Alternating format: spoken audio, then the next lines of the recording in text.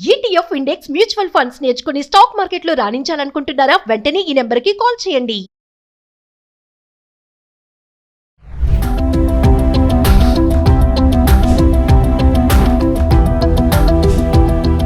నమస్తే, welcome back to Suman TV. ప్రస్తుతం మనతో పాటు ఉన్నారు law of attraction personality development mentor Chandini గారు. చాందినితో మాట్లాడదాం.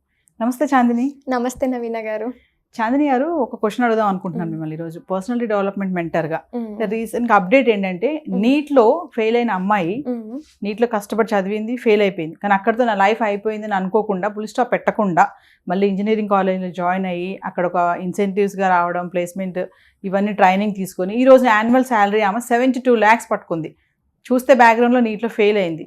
మరి చాలామంది స్టూడెంట్స్ ఈ మధ్య కాలంలో మనం చూస్తున్నాం కదా, కష్టపడి చదువుతారు, దానికోసం ఆహర్నిశలు కష్టపడతారు, నిద్రపోకుండా తల్లిదండ్రులను ఇబ్బంది పెట్టి ఇన్ని చేస్తారు, త్యాగాలు చేస్తారు చాలా వాటికి.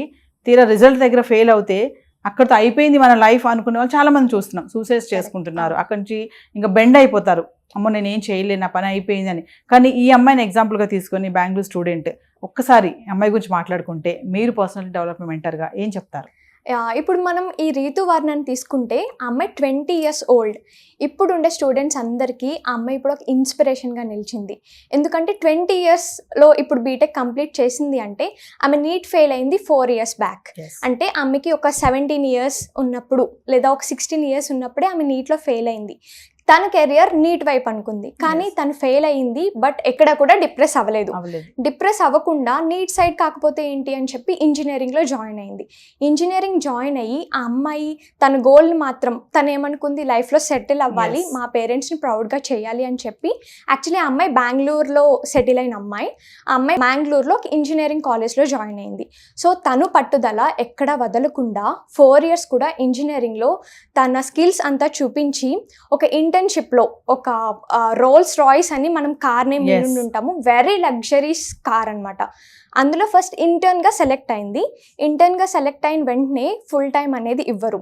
సో అలాగా 8 months చాలా కష్టపడి తన టాలెంట్ని ప్రూవ్ చేసుకొని 8 months తర్వాత ఫుల్ టైం ఎంప్లాయీగా అయింది. అంటే ఇప్పుడు తను అక్షరాల 72 లక్షలు 72 lakhs ప్యాకేజ్తో ఇప్పుడు ఆమె సెలెక్ట్ అయింది.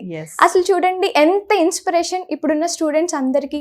ఇప్పుడు జస్ట్ చిన్న 10th class అనుకోండి, ఇంటర్లో ఫెయిల్ అయితేనే నా లైఫ్ అయిపోయింది అని డిప్రెస్ అయిపోయి వాళ్ళ పేరెంట్స్ని ఇబ్బంది పెట్టి వాళ్ళు సూసైడల్ యాక్షన్స్ తీసుకుంటారు.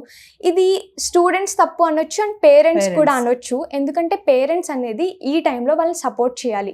మేబీ అప్పుడు వాళ్ళ మెంటల్ హెల్త్ బాగోకపోయి ఉండొచ్చు, లేదా వాళ్ళకి అంత సపోర్ట్ లేకపోయి ఉండొచ్చు. సో అప్పుడు పేరెంట్స్ సపోర్ట్ చేయండి. అండ్ స్టూడెంట్స్ మీరు కూడా మీ గోల్ ఏంటో చూస్ చేసుకొని అండ్ ఆ గోల్ మీద మీ 100% ఇవ్వండి. బికాస్ ఇప్పుడు కష్టపడితేనే ఫ్యూచర్లో సుఖపడతారు, అండ్ ఇప్పుడు సుఖపడితే ఫ్యూచర్లో కష్టపడతారు అంటారు కదా.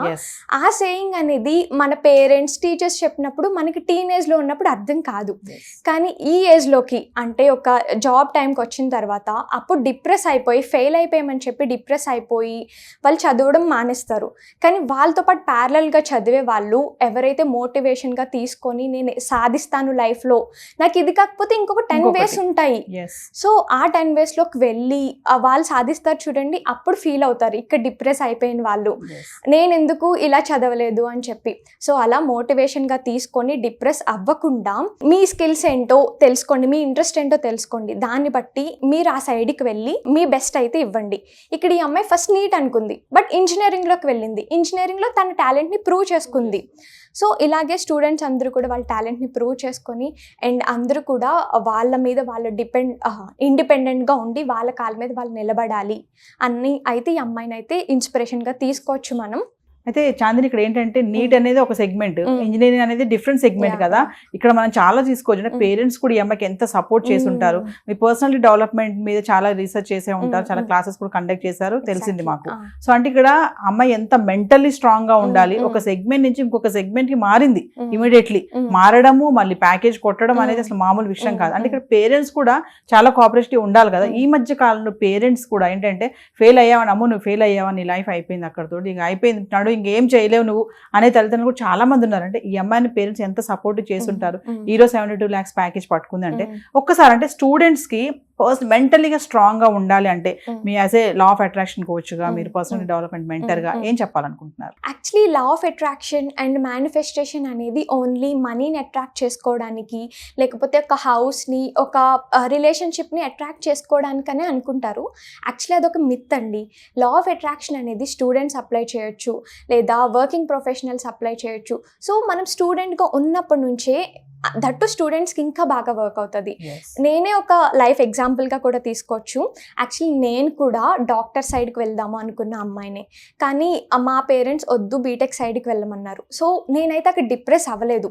ఓకే, ఎందులోకి వెళ్ళినా సరే, ఏ ఫీల్డ్లోకి వెళ్ళినా మన బెస్ట్ ఇద్దాము అని చెప్పి నేను కూడా బీటెక్లో తీసుకొని అండ్ అక్కడి నుంచి నేను మేనిఫెస్టేషన్ అనేది స్టార్ట్ చేశాను. ఇక్కడ మేనిఫెస్టేషన్ అంటే మన మైండ్ సెట్, మనం ఏదైతే ఎక్కువ బిలీవ్ చేస్తామో అండ్ మన యాక్షన్స్, ఓన్లీ బిలీవ్ చేసి అండ్ ఓన్లీ ఫోకస్ పెడితేనే కాదు, మన యాక్షన్స్ కూడా ఉండాలి. సేమ్ ఈ అమ్మాయి కూడా చూడండి, జస్ట్ నీట్లో ఫెయిల్ అయిపోయింది అని చెప్పి బీటెక్ పాస్ అయిపోవాలి అని అనుకోలేదు. తన స్కిల్స్ని ప్రతి చోట ప్రూవ్ చేసింది. సో ఇలాగే ప్రతి విషయంలో వాళ్ళ పేరెంట్స్ కూడా వాళ్ళని సపోర్ట్ చేసి, అండ్ ఇప్పుడు నా లైఫ్లో మేనిఫెస్టేషన్ ఎలా వర్క్ అయిందో చూద్దాము. యాక్చువల్లీ నేను ఒక గవర్నమెంట్ స్కూల్ నుంచి వచ్చిన అమ్మాయినండి. ఒక గవర్నమెంట్ స్కూల్ నుంచి వచ్చి నేను ఒక బీటెక్ కాలేజ్లో జాయిన్ అయ్యాను. అండ్ ఆ బీటెక్ కాలేజ్లో ఫస్ట్ డే నుంచి నేను గోల్డ్ మెడలిస్ట్ అవ్వాలి. ఎందుకంటే మా ఫ్యామిలీలో విమెన్స్లో నేనే ఫస్ట్ ఒక బీటెక్ గ్రాడ్యుయేట్ వరకు వచ్చిందాన్ని. అందరూ కూడా ఇంటర్ వరకే కంప్లీట్ చేసి ఆపేసిన వాళ్ళు. కానీ మా పేరెంట్స్ నాలో ఉన్న స్పార్క్ని చూసి, లేదు మా అమ్మాయి ఏదో సాధిస్తుంది అని అయితే జాయిన్ చేశారు. సో మాలాంటి పేరెంట్స్ ప్రతి ఒక్క అమ్మాయికి అండ్ ప్రతి ఒక్క స్టూడెంట్కి ఉండాలి అని అయితే నేను చెప్తాను. సో అలా నన్ను సపోర్ట్ చేయడం వల్ల నా మీద వాళ్ళు ఆశలు పెట్టుకున్నారు. సో దాన్ని కూడా నేను ఎక్కడ తగ్గించకూడదు అని చెప్పి బీటెక్లో జాయిన్ అయిన ఫస్ట్ డే నుంచి నేను గోల్డ్ మెడలిస్ట్ అవ్వాలి అంటే అసలు ఏం చేయాలి అని ఒక టైం టేబుల్ ప్రిపేర్ చేసుకోండి. అదే టైం టేబుల్ని డైలీ ఫాలో అవ్వాలి. అండ్ ఇక్కడ స్టూడెంట్స్ ఎక్కువ విజువలైజేషన్ టెక్నిక్ అనేది యూజ్ చేయొచ్చు. విజువలైజేషన్ టెక్నిక్ అంటే ఇప్పుడు మీకు జరగబోయేది, ఫ్యూచర్లో జరిగేది ప్రెజెంట్లో జరిగినట్టు మీరు విజువలైజ్ చేసుకోవాలి, అంటే ఇమాజిన్ చేసుకోవాలి. దట్టు స్టూడెంట్స్కి ఇమాజినేషన్ పవర్ చాలా ఉంటుంది. సో వాళ్ళు ఎలా అంటే, ఓకే ఫైనల్ ఇయర్ అయిపోయిన తర్వాత నాకు గోల్డ్ మెడల్ వచ్చింది.